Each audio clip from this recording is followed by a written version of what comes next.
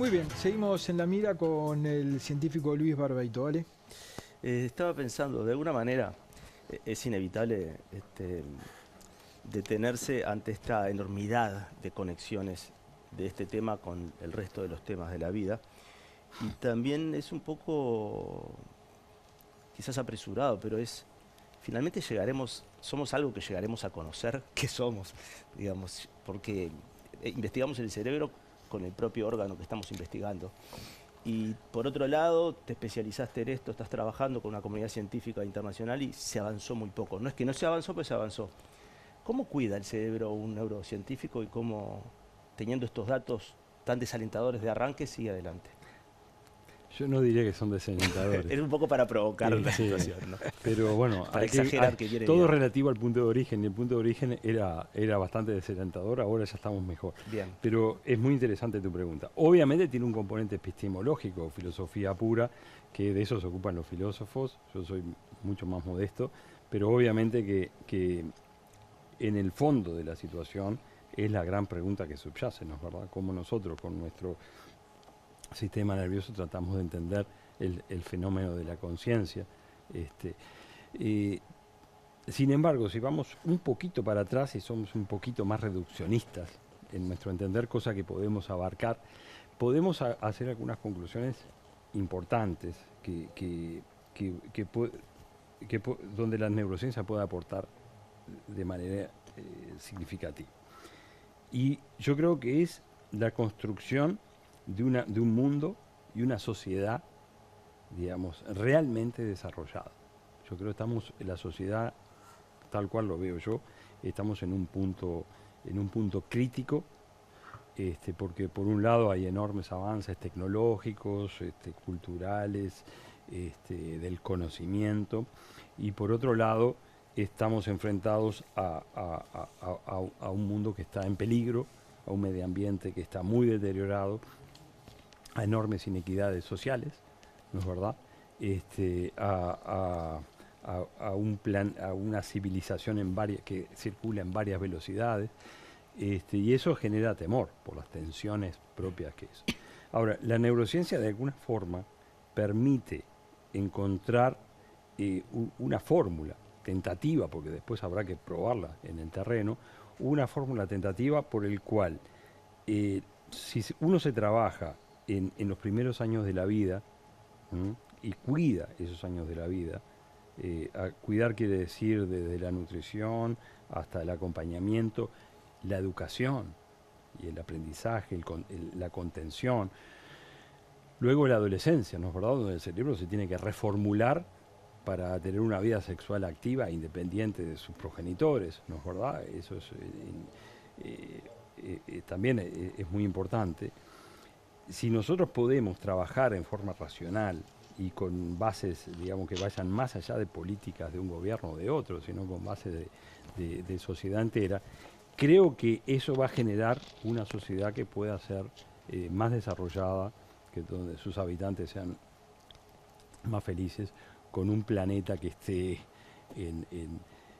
de alguna manera de acuerdo y acompañe con un respeto a eso, y que finalmente, después, llegado el envejecimiento, tengamos más autonomía. Perdón, Luis, perdón, pero sí. La ciencia y la política no se tocan muy bien, no se acompañan muy bien. ¿Cómo se vive desde la perspectiva de un científico que tiene esta percepción de cómo puede ayudar, y estás tocando todos los temas del desarrollo de la humanidad, ante esa falta de atención o esa falta de coordinación? Recién hablábamos de que el GACH fue una experiencia que terminó cuando podría haber seguido para montones de áreas más. ¿Cómo es entonces? Porque si yo pienso, y lo hablábamos hace un rato, que hay en nuestro país también, tenemos lamentablemente ejemplos mucho más tristes en países cercanos, que están naciendo niños que están por debajo del índice de pobreza. Esos países ya tienen una parte de su futuro condicionado a un montón de factores. Y tú estás diciendo, sabemos todo esto, tenemos datos de todo esto. ¿Cómo se avanza? Bueno, ese es un diálogo que no solamente es responsabilidad de los neurocientíficos, sino de la sociedad toda, porque hay múltiples profesiones dentro de las neurociencias que van a hacer su aporte, incluyendo los educadores, obviamente, Y luego está el sector que gobierna, que coordina, que hace políticas y que también tiene que estar informado convenientemente de esto, ¿no? Pero yo creo que a nivel internacional estas son cosas que ya están escritas, labradas y son indiscutibles. El Sin asunto duda. es qué prioridad se le da en un plan de un gobierno en particular. Normalmente los científicos, como científicos, tenemos posturas que no se alinean con un gobierno en particular, sino con una política de Estado. Porque De largo plazo. todas las construcciones que provienen de la ciencia llevan tiempo de construcción, y nosotros por formación sabemos que un experimento que estamos prediciendo y que estamos jugando, no siempre sale como nosotros queríamos. Por algo somos científicos Claro. y estamos sujetos al análisis objetivo Que de puede los llevar resultados. años aparte. Y llevan años. Entonces, pero sí una sociedad basada en el conocimiento científico puede generar una cantidad de cosas para medir lo que está pasando, para generar una experiencia y valorarla en su debido momento y hacer seguimientos de tal forma de poder avanzar en los múltiples desafíos que tenemos. Pero ahora, digamos, no estamos hablando ya de sociología, sin despreciar para nada la sociología, Sí. por Dios. Estamos hablando de una ciencia que nos está diciendo ya aprobadamente lo que le pasa a un cerebro entre los 0 y los 5 años. Y cuando uno ve que no se adoptan las políticas con la consistencia, la rigurosidad y la convicción necesarias, y por la vía de los hechos se está condenando, sabiendo que estamos condenando a un montón de chiquilines al fracaso, uno se pregunta, ¿eso forma parte de la ignorancia o de la irresponsabilidad? Yo quiero pensar que de la ignorancia, porque lo otro me lleva a pensar que estamos en un sistema, es el que se vayan todos, digamos, no quiero caer en esa, ¿verdad?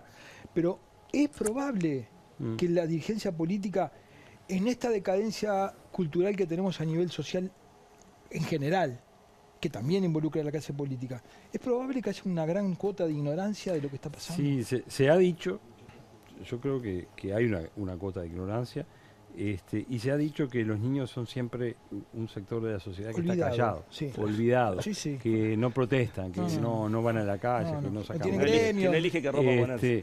Y que queda, de forma ignorante, queda como olvidado, por más que es el futuro de cada país, son esa generación de niños que nos va a tocar y que nos van a gobernar dentro de algunas décadas.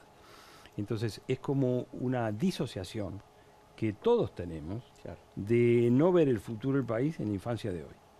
Sí, el problema ¿No es verdad? es que no solamente son el futuro, Y- es que son el presente y más también. aún, no verlo en las futuras mamás, porque todo esto comienza... Claro, arranca antes. Arranca antes. Arranca antes. Entonces, es como que habría que reconsiderar y reformular una sociedad en base a los nuevos conocimientos en la biología y en la neurociencia. Claro. Entonces, es complejo eso. Yo creo que se están dando pasos muy lentos, enormemente lentos, mucho más lentos de lo que nosotros... Y Luis, seguimos aplicando políticas sociales que fueron diseñadas hace 100 años, muchas de ellas, que no tienen en cuenta muchísimas de estas cosas. Sí, sí, exactamente. Y sin embargo, el costo de tener niños con acumulación de adversidades en la infancia para la sociedad toda es enorme, porque después tenemos la adversidad en la infancia, sabemos muy bien que condiciona y aumenta enormemente el riesgo para lo que son enfermedades psiquiátricas, adicciones, problemas de comportamiento, violencia, etcétera, etcétera. O sea, esto nos aumenta. Entonces, hoy la OMS reconoce que hay prácticamente un 20% de la población que en algún momento de su vida va a tener una enfermedad psiquiátrica y va a estar siendo tratado por una enfermedad psiquiátrica. El 20%. Hasta un 20%, dependiente, que en algún momento de su vida, no en un corte, Está claro. pero son cifras Alarmante. muy importantes, ¿no es verdad? Después, si pasamos al extremo de la vejez, ¿no es verdad?, de los años maduros, también ahí se nos acumulan una cantidad de enfermedades que atentan contra la autonomía del individuo, que tienen que ver con la cognición, con la memoria, las demencias, problemas motores, la Parkinson, que también son muy importantes y que pesan mucho desde el punto de vista socioeconómico, más allá de para el propio paciente. Entonces, toda la inversión en lo que sería la construcción del cerebro y la solidez, en generar esos cimientos en los primeros tiempos de la vida, después la sociedad los gana con creces en el resto de la vida del individuo y en la fortaleza y en la productividad y felicidad de la población. Entonces, eso es lo que nosotros estamos tratando continuamente de predicar, digamos, si bien no tenemos nada de predicadores, pero estamos tratando de expresar porque para nosotros es una verdad clara, objetiva, y que se podría instrumentar. Hay sociedades que lo instrumentan, por ejemplo los países escandinavos, que son siempre los más adelantados, sí. Canadá también, son países que obviamente invierten muchísimo en la primera infancia para que después no se les escape y se creen esas inequidades durante la niñez, la adolescencia y la adultez. ¿Podemos desmontar el mito de que se usa el 10% del cerebro, que es una cosa que se repite continuamente por ahí? Que los humanos usamos una parte mínima del cerebro. Sí, eso data de algunos autores que consideraban que todo lo que uno habla y puede decir y los conocimientos que puede relatar, calcularon que ese era el porcentaje de nuestra vida consciente, por así decir, ocupaba menos del 10% de todo el potencial que tiene el sistema nervioso. ¿Pero es cierto eso? Bueno, depende cómo se calcule. Obviamente que hay una cantidad de conocimientos que no vienen a la conciencia. Tenemos una estructura en el encéfalo que es el cerebelo que está atrás, que tiene miles y millones de neuronas y que trabajan múltiples funciones, sobre todo la parte motora, y el cerebelo nunca habla. O sea, no tenemos la mínima conciencia de qué es lo que está pasando en el cerebelo. Tampoco tenemos la mínima conciencia de qué pasa en los lugares donde están a nivel del tronco encefálico, algunos núcleos que nos controlan el humor y la energía, por así decir, la vigilia, el sueño. No tenemos control sobre eso. Entonces, yo creo que hay que respetar que una cosa es el mundo que hablamos y que tenemos una conciencia verbal, y otro es el resto, que podemos tener alguna conciencia del otro cerebro, pero no va a ser verbal y hay que practicarse mucho para obtenerlo. El sistema reptiliano se llama, ¿no? El cerebro reptiliano. El cerebro reptiliano, que tiene que ver con la supervivencia, ¿no? Claro. Cuando una persona se despierta cada día como el tigre en la sabana, cuyo objetivo es transitar el día para ver cómo termina el día, si puede conseguirse las cosas básicas de la sobrevivencia, la alimentación, el abrigo. Cuando uno recurre mucho a eso, pierde ejercicio del neocórtex, del pensamiento abstracto, funciona un poco así. Yo creo que el ejemplo está bien. O sea, nosotros compartimos con buena parte del reino animal ese cerebro reptiliano donde están los programas básicos. Claro. Desde la reproducción, la alimentación, la vigilia, la agresión, escapar de los predadores, son todas cosas que las compartimos. Nosotros tenemos un cerebro animal, claro, y somos hombres modernos que tienen un cerebro animal. Ahora, en el ser humano se explica y se supone que hay toda una corteza cerebral que se ha desarrollado enormemente y que tiene pleno control sobre eso y que puede, por lo tanto, inhibirlo para, de alguna forma, tener una vida social y tener esto, que la convivencia, esta charla, soportar las diferencias, no agredirnos, etcétera. Bueno, y ahí hay un diálogo. Cuando nosotros estamos bien, por así decir, es que tenemos pleno control sobre las pulsiones más primitivas, ¿tá? Y hacemos cosas más altruistas para nosotros mismos y para los demás. Cuando nosotros estamos desencajados o fuera de control, predomina el cerebro reptiliano y somos unas personas primitivas, por así decir, y socialmente peligrosas, ¿no verdad? Socialmente peligrosas. Hay más impulsión, hay descontrol y hay un primitivismo. Última pregunta. Sí, debo suponer que como todos somos distintos y todos los cerebros son distintos, no podríamos hablar formalmente de un cerebro normal. ¿No es cierto? No existe el cerebro normal. Es una definición nuestra. Es una definición de la norma, o sea, es lo que es más común. Sí, como decir que algo es bello. Lo que es más común es lo normal, Claro. ¿verdad? Y si algo se va fuera, eso se usa mucho y se utilizó mucho para definir una enfermedad psiquiátrica, ¿no? Claro. Cuando una persona tiene una enfermedad psiquiátrica, sobre todo una psicosis, por ejemplo, en donde tiene percepciones que son diferentes, bueno, ¿quién es normal?